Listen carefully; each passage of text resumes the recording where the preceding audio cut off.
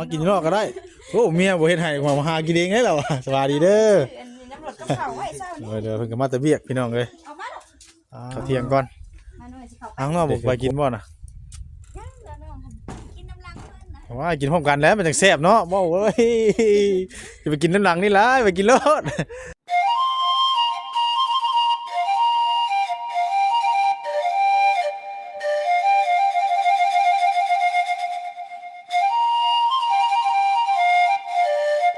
โดยพี่น้องเนาะกราบทักทายสบายดีและสวัสดีเด้อพ่อแม่พี่น้อง FC เบิร์ดสุขูสุคนเนาะยินดีต้อนรับเข้าสู่ช่อง YouTube บ่าวบุญเพยชาแนลอีกแล้วมื้อนี้พี่น้องเอ้ยเอาพ่อๆกันมื้อนี้ก็นี่แหละพี่น้องเอ้ยมาอยู่เฮือนสีฟ้าเนาะหรือว่ามาบัดนี้น่ะตอนมาทางหญ้าพุ่นแหละจำได้อยู่พี่น้องเอ้ยหล่นแล้วพี่น้องเอ้ยเนาะบัดนี้เพิ่นมีเจ้าของมาอยู่มาพักมาเช่าแหละบัดนี้เนาะทางมาแซนเพิ่นก็ได้เอามาอยู่แล้วว่าซั่นครอบครัวนึงพี่น้องเอ้ยเนาะทางบ่าวเผยก็ยังฮู้จักคักปานใดเนาะเบิ่งในคลิปอยู่เดี๋ยวเฮาสิเข้าไปถามไทยเพิ่นเบิ่งพี่น้องเอ้ยเนาะไปซะพี่น้องเอ้ยมาฮอดมาถึงแล้วก็บ่เว้าหลายอย่าห่างเนาะเข้าไปติดตามรับชมเบิ่งนํกันเด้อพี่น้องเอ้ยเนาะฝากเป็นกำลังใจให้บ่าวเผยเด้อพี่น้องเอ้ยมื้อนี้มา3คนบ่าวแซนบ่าวซาลีเนาะไปเอาพี่น้องเอ้ยเนาะมาบัดนี้มะม่วงจนเป็นหมากเนาะมาโธ่บัดนี้เป็นหมากแล้วเพิ่นมามีคนมาพักมาเช่ามาฮดน้ำให้แล้วบัดนี้บ่ฮู้ว่าทางบ่าวแสนเพิ่นเอาไปเด้มาพักมาเช่ามาอยู่เนาะเบิ่งในคลิปพี่น้องเนาะมีครอบครัวนึงว่าเนาะเพิ่นเอามาอยู่ตอนนี้ก็คือสิบ่แม่นบ้านที่ว่าโดดเดี่ยวแล้วบัดนี้มากับเฒ่าแก่จีนนี่สบายดีเด้อสวัสดีเด้อ เดี๋ยวจะกินอยู่น้ำบ่เดี๋ยวนี้กินอยู่น้ำบ่น้ำเลยเฮ้ยตรงนี้จับคือปุ๊บลายปุ๊บตรงนี้เนี่ยแห้งเนาะเฮามากระเต้มือเฮามาถางเนาะแม่นเต็มมือเจ้าท่านเขามาเลยเนาะยังเลยมาถางไว้ซิแล้วมันมีเจ้าของมาอยู่มีคนถางเปลี่ยนอะไรกับมาเบิ่งมาอยู่มาเบิ่งแล้วบาดนี่มีคนมาฮดดอกม่วงกันเด้ชื่นแล้วบาดนี้เนาะชื่นเห็นจกยังว่างอยู่บ่บ้าข่อยมาสิเอาจกให้เลยเจ้าก็เนาะเจ้ามาได้เจ้ามาเมื่อไหร่ข่อยเอามาเอามีดจกมาถางเลยเนาะคนลุกไทยจะได้เนาะไทยจะน่าชวนเนาะสบายดีเด้อวันเปื่อยมาอยากมานไปชื่อไรเนาะบ่ได้แล้วว่าเพิ่นมาเฮ็ดแปลนน่ะบัดนี้นะงวกไปทางนั้นคือแปลนให้บัดนี้ว่าเจ้าของเฮือนเพิ่นแล้วเนาะแต่ว่าจะมีได้เฮ็ดเนาะเจ้าเพิ่นมีได้เฮ็ดได้อ๋อสมว่ามีคนมาอยู่ดีเนาะคือไดแปลนโอ้ยให้กวนต้นนั้นบ่มีย้อยมีหยังมีแต่เรามาอยู่มาหยังเฮ็ดนานพักนานหญ้าไปแห้งคักแล้วบาดเป็นแต่อยู่ได้เฮานี่บ่ย่านก็ได้เอาปิดประตูไว้ก็บ่มีแนวเข้าดอกเนาะอ้อมไปเบิดเด้คักมันไปโอ้ลงกับเพิ่นก่อนเห็นแต่ในคลิปเนาะคือนี่มีโตมีตังเนาะก็ดีโตต่างคือว่าแบบเพิ่นเฮ็ดเองมาเองเพิ่นบ่นี่งามแท้เนาะโตแบบโตเอาน่ะให้บอกไงว่านายหยกนายยุกพุ่นมันนั่งแบบนี้งามดีนี่สบายดีเด้อเนาะเด้อไปนั่งวะเอาลองไปนั่งอยู่ไปนั่งก่อนไม่ดูยังดีไปจักหน่อยไม่แดงบ่ไม่แดงเบิ่งเฮาก็เอาตัวนี้มานั่งก่อนพี่น้องกันเนาะเป็นจังได๋มาอยู่เฮือนใหม่คักเนาะสบายสบายกว่าเก่าสบายกว่าเก่าเนาะถือว่ามื้อนี้ก็มาเป็นเทื่อแรกเพิ่นก็เคยเห็นครั้งแรกคือกันพี่น้องเอ้ยแต่ทางบ้านเพิ่นก็ติดตามเบิ่งนำคลิปทางบ่าวแสนเพิ่นอยู่จักคืนแหละมานอนอยู่นี่4 คืนมื้อแลงนี่โอ้มีลูก2คนเนาะ2 คนตะกี้เจ้าอยู่ไสตะกี้น่ะตะกี้อยู่เตาถ่านพุ่นแหละอยู่เตาถ่านคือทั้งพ่อน้อยเพิ่นก็ไปเฮ็ดเวียกเตาถ่านพุ่นน่ะบ่เพิ่นนั่นเฮ็ดเวียกห้องน้ อยู่โรงงาน โดยรับจ้างเขาทานเพิ่นน่ะรับจ้างเลยไหม เลยไหม โดยเป็นลูกมือสอนเพิ่นเฮ็ดโต๊ะเฮ็ดตั้งนี่แหละ โอ้แบบนี้บ่อืม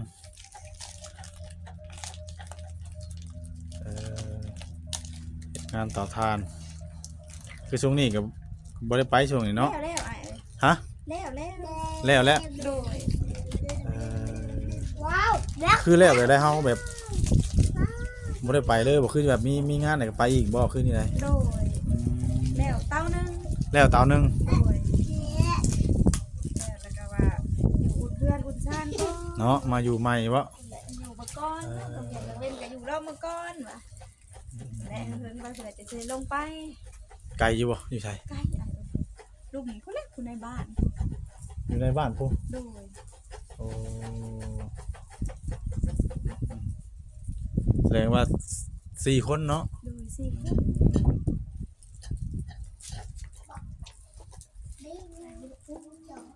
คนละสองกล่องเลย ตะกี้อยู่เตาถ่านเนาะนอนอยู่หั่นได้เนาะ นอนอยู่หัน บ่เฮือนชานตะกี้เด้จ้ะ เพื่อนซ่านเนาะเพื่อนซ่านเลยอาศัยอยู่น้ำลุงน้ำป้า อ๋อถ่ายอยู่ลุงกับป้าเนาะ โดยอาศัยอยู่น้ำลุง บ้านใดก็บ้านเจ้า บ้านน้องสะพ้ายเนี่ย น้องจะพังนี่บ่ โดย โอ้ บ้านน้องสะพ้ายนี่เลยใช่บ่ อ้าวดีใจนํพี่น้องเอ้ยเนาะที่ว่าเพิ่นได้มาพักมาเซาอยู่นี่มาอยู่อยู่นี่เป็นเพื่อนชาติของตัวเอง โดย บ่คิดว่าฟันได้นี่เนาะ ไม่น่ากู เออ คือได้มาอยู่ เพิ่นมาอยู่กันเด้สะอาดเบิดแหละพี่น้องเอ้ยว่าเอาแปรงเอาไหนมันหกมันเทื่อก็จูดเอาอืม เบิ่งคือสิเย็นเนาะคนอยู่เขตเนาะบ่เย็นได้ยามกลางคืนก็อุ่นนะ อุ่น อุ่นอยู่ในบ้านน้องว่า เฮาอยู่ในก็อีกวันหนึงก็เฮาดึงอยู่ในแล้วบัดแล้วมันเฮาอยากมาอยู่นอกพี่แหละใครกลัว โดยแม่ มัน สงบกว่า มันสงวนหูซ่าตานะว่าอะไรกัน ว่าแล้วพื้นที่เพิ่นก็กว้างเนาะเพิ่นก็คือว่าเป็นหูเป็นตาเพิ่นก็ขับแคบคือหมองน้องเคยอยู่ อืม อยู่กระแต้มไปทางหนึงกบมาข้างแนมไปทางหนึงก็เต้าทาน มีแต่เฮ็ดกับควันกลัวๆแค่นั้นเนาะ แต่อยู่ในหันบ่ได้ไปไส เตาหนึงนี่เฮาเอาเข้าจังมือเตาหนึง เป็นเดือนน่ะ เป็นเดือนพุ่นน่ะ บางเทื่อก็ช่องเดือน ปลาทนใหญ่ดีเต่าเนาะ ใหญ่ใหญ่เติบ อันเว้าเรื่องเป็นเดือนบ่ได้พี่น้องไงเนาะบ่แม่นว่าเตาเฮาบ่ได้แม่นเตาอบหรือว่าเตาแบบเพิ่นปูไม้เลยว่ะ อาไปเลยปูไม้ บ่แล้วก็เตาพีนะบ้านเฮาเนาะ พี่ เออเป็นเดือนบัดคอดบาทหนึงนี่ป้าคือสิได้หลายเนาะ แต่บ่ได้บ่ได้ก็ได้คือเตาวังยานี่ก็300 300 โดย เตา แบบคือเฮาไปเฮ็ดแบบได้นะเฮ็ดงานเตาถ่านนี่มันเป็น เขาให้เพิ่น ขอให้เพิ่นแหละ ไปเพิ่น เป็นมื้อบ่คือเป็นเดือน โอ้หลายเป็นเตานี่แหละ เป็นเตานี่แหละ โดยเขาให้เพิ่นเป็นสอบได้แหละสมมุติ100สอบนี่เพิ่นสิปั้นให้น้องอยู่60สอบ ร้อยสอบถอดออก60ซอบเนาะแต่แม่นของเฮาบัดนี่ โดย เฮาเป็นคนเอาตัดไม้เขาเอาหยังแบบไม้เพิ่นแก่มาให้บ่คือได้ แกเองนะยุ่ง ไปหาเอง โดยไปหาเก็บเอาแท้เพิ่นทิ่มนั่นแหละ ป้า แม่เสร็จแม่เรือเพิ่นทิ่มแล้วก็ไปอยู่เอา อ่า มีแล้วก็ บ่แล้วก็เฮาเฮ็ดเบิดเนาะเฮาครัวเบิดเฮาคอดเฮาออกเฮาเป็นหาเป็นชอบ โดยหาเป็นสอบแล้วเพิ่นจังปั้นให้เฮาแล้วเพิ่นจังมาซื้อน้ำเฮาอีกเทื่อนึง เพิ่นก็ซื้อเฮาอีก โดยเพิ่นซื้อน้ำเฮานั่น โดย ไปเข้าห้องน้ เขางานอีก ำโดย อ่าโดยอ๋อตั้งแต่ไปลงเลยเขาเป็นเดือนแล้วว่ะนึกว่าล่ำทิศลำไรนี่เนาะโอ้ยเนาะ คนผู้เดียวเด้ บัดเจ้าไปเฮ็ดเบี้ยกับบัดลูกเด้อลูกอยู่นำไผ ก็ไปนั่งอยู่น้ำกัน อยู่ร่วมกันนั่นแหละ โดย อืม อยู่พื้นเพิ่นก็ขี่ง้อยพื้นในเทิงเหล่าเข็นนั่นแหละ เมียเฮ็ดงานอยู่เตาถ่านเนาะโอ้ไปเฮ็ดงานอยู่ซอยไม้เนาะ โดย อยู่คนละหม่องอีกซ้ํบ่จักบ่ อยู่น้ำกันนั่นแหละ อยู่ร่วมกันแหละ โดย แต่ว่าเฮ็ดคนละอันนั่นเนาะอยู่โรงงานเจ้าว่าเตาถ่านแบบเป็นพวกเศษไม้เศษหยังอันนี้ได้บ่ โดย โอ้ เลิกมา แม่นบ่น่ะ โดย เอาคือเลิกแล้วเฮามา เพิ่นมากินข้าวอยู่พี่ มากินข้าวอยู่พี่ โดยจะไหนเพิ่นลงไปไหมโอ้พิษแต่ว่าโอ้ยพิษกับเรา คือ ช่วงนี้พักเที่ยงเนาะ โดยตะเคียน ข้าวกินน้ำแล้วก็ไปอีก โดย จักโมงสิเลิกบัดนี้4โมง น้ำมะเร็งเนี่ยยุ่งเลิกบ่ปานใดอะ บ่ปานใดบ่ โดยตามเดียวใช่ คือเพิ่นทางว่าเฮ็ดเป็นเดือนบ่คือเป็นนี่แหละ เป็นวัน เป็นวัน โดย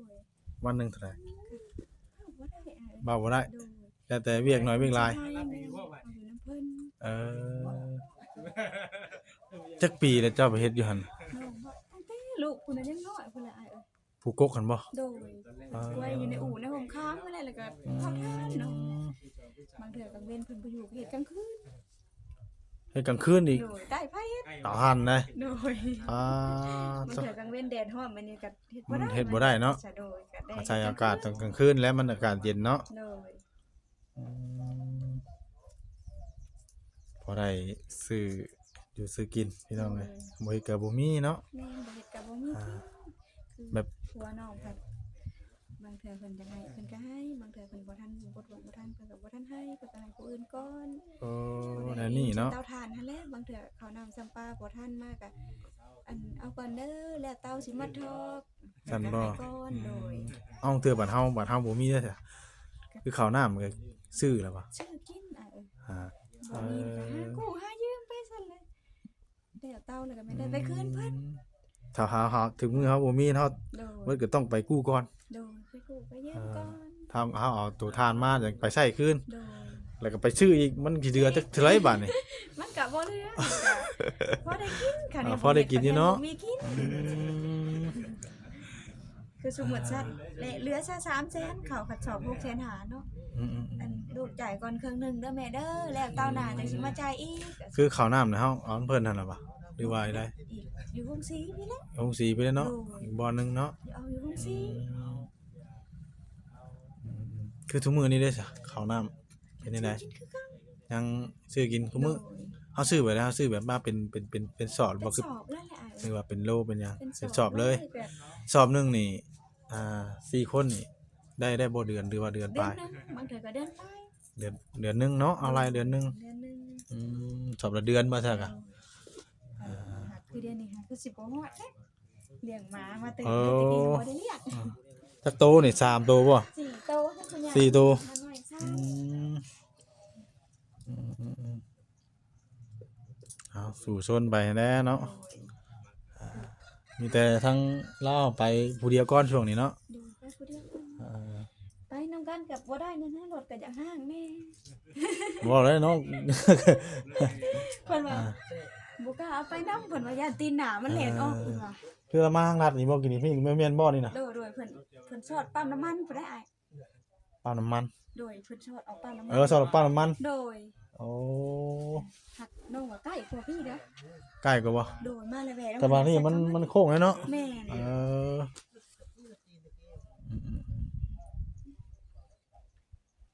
คือว่านี่อันน้องว่าอยากเมื่อฮุบเอาเครื่องครัวบ่ทันเอาเครื่องครัวมาบ่กล้าเอาเมื่อนำนะเพิ่นว่า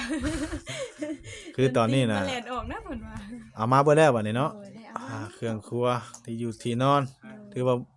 ยังบ่มีหยังได้พุ่นน่ะ บ่มี อืมว่าทั้งเพิ่นก็เป็นคน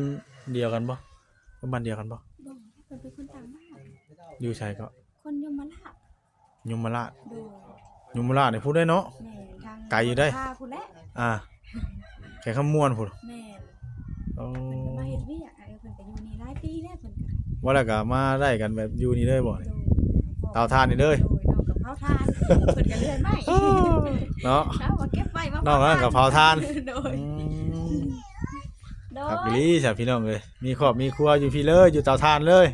โดย เอาเฮ็ดเอาสร้างเอานี่แหละเนาะมาผักมาเซาแหละคักแล้วบัดนี้ แต่ก่อนมีแต่หญ้าขึ้นแล้วมาตอนน่ะมาทางให้ได้เพิ่นไปนั่นจักเพิ่น พอโดนเด้ อยาก อ นั่นจักเพิ่นมากินข้าว พอโดนเด้อ เฮ็ดข้าวกับข้าวกับน้ำให้เพิ่นก่อนบ่เดี๋ยวเพิ่นมากินข้าวมากินอยู่นี่บ่เดี๋ยวเพิ่นมากินข้าวเนาะไปรอเบิ่งทางครัวก่อนเด้อบนอีแล้วมันใหญ่แล้วเนาะคืนเนาะปองเนาะ ใครอยากได้หนึ่ง อันนี้ก็ มันเป็นอะไรมันเอาบัตรภาพมันนั่น มันอันนี้เป็นขด ให้ทั้งอ้ายเพิ่นนั่นล่ะเอาก็ตีแงบให้มันเที่ยงๆอ่ะได้บ่ ว่าขดแห้งแท้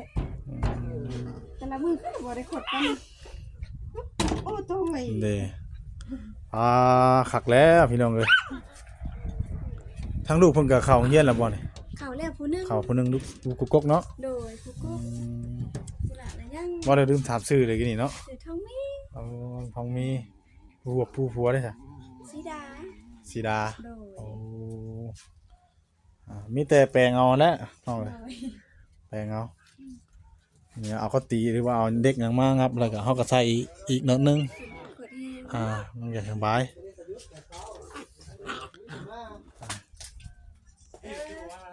จุน้ำตัวไหนเอามากินนอกพี่ก็ได้เด้อเอาไปแต่งให้แล้วก็ได้แต่งมากินพี่ก็ได้เพิ่นกินข้าวพี่น้องเลยโอ้คุยใช้ครัวเพิ่นกะว่า นี่แก้วอยู่อันบางแสนเพิ่นได้กินไก่มา มากินนอกก็ได้โอ้เมียบ่เฮ็ดให้มาหากินเองได้แล้วสวัสดีเด้อ อันนี้น้ำรดกับข้าวไว้เช้านี้ เดี๋ยวเพิ่นก็มาแต่เวียกพี่น้องเลย เอามาดอก อ่า มาหน่อยสิเข้าไปได้ เด็กเห็นครัวเพิ่นอืมเพิ่นกินยังนั่นน่ะมึง ข้าวเพิ่นเท่าไหร่ ข้าวเพิ่นน่ะบ่ เพิ่น โอ้ หิวแล้วบัดนี้ โธ่ เบิ่งสิเกลือมา เพิ่นอยากข้าวเกลือเพิ่นก่อนพี่น้องเอ้ยคือสิคักแล้วบัดมีนั่นมาอยู่มาเซาแหละ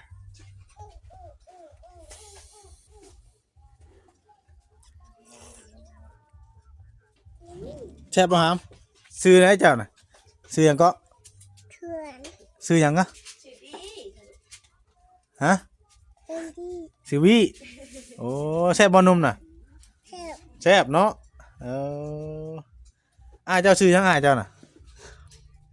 อาทูบักกี้ หึ คือที่ สิไอปี ไอปีเนาะ คืออาบาปี ไอปาปี ไอแบบปี ผักไปพี่น้องเลยโอ้ช่วงนี้มันแดดแห้งอีดีเลยเนาะ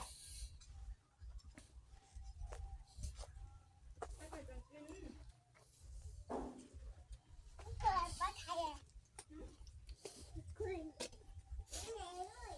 ไปขอพี่ข้าวนะอีหลากินข้าว บ่ได้เอานั่นบ่หาหลังพื้นบ่คือหลังทาน น้องน้องว่าพื้นสบายกว่าไอ้ ฮะ ถามบรรยากาศน้องเก็ตมาไปโรงงานน้องถามน้องเขา โอ้ ถามฮดน้ำน้องไปซีนพื้นไปติ้วอยู่นอกมาดัง มันไวกว่าบ่ โดยเพิ่นลูกเครื่อง เอาทานนั่นน่ะเฮาต้องหวดน้ำบ่ โดยมันก็เลยบ่กล้าเนาะ โดย โอ้โอ้มาเพิ่นก็มีแต่ตัวตุ้ยแท้เนาะ อะไรยิ้มเข่าอีเลยนี่ มีแต่2ตัวนี่บ่มาน้อยน่ะ ใช่ 3ตัวผู้งามดีเด้พี่น้องเอ้ยโอ้ เนยเอ้ยมาขนม เอาดิ3ตัวซ้ำกันเลยเนาะอันนั้นมันให้แม่มันใช่ แม่เพิ่นเห็นอยู่ถ้าพุ่นได้เอ้ยแม่เพิ่นนั่นแต่เก่าแต่เดิมแล้วเพิ่นเป็นม้าลูกม้าป้าเพิ่นเลี้ยงไว้ โดย เพิ่นได้ลูกแล้วน้องก็เลี้ยงเอาลูกเพิ่น อ๋อ ยันเพิ่นบ่มายันเพิ่นสิอยู่ทางน้ำนองดำเพิ่นผู้แล อืม เฒ่าแห้งแล้วนั่นแม่ เนาะมีตัวงามที่บ้างเลยที่เขาเก่งขนาดเลยเนี่ยกลับอยู่มันต้องมีอาหารปนน้ำเลยนะจริงๆนะเนาะ แบบเขาบ่ได้เกลือเป็นปั้นเป็นหยังว่าต้มต้องต้มให้บ่ เซ่ไว้อันเป็นปั้นบ่ไหวเด้ แซ่ไว้ โดยน้องต้มให้เพิ่นเปื่อยแล้วเพิ่นสิได้หลาย อืม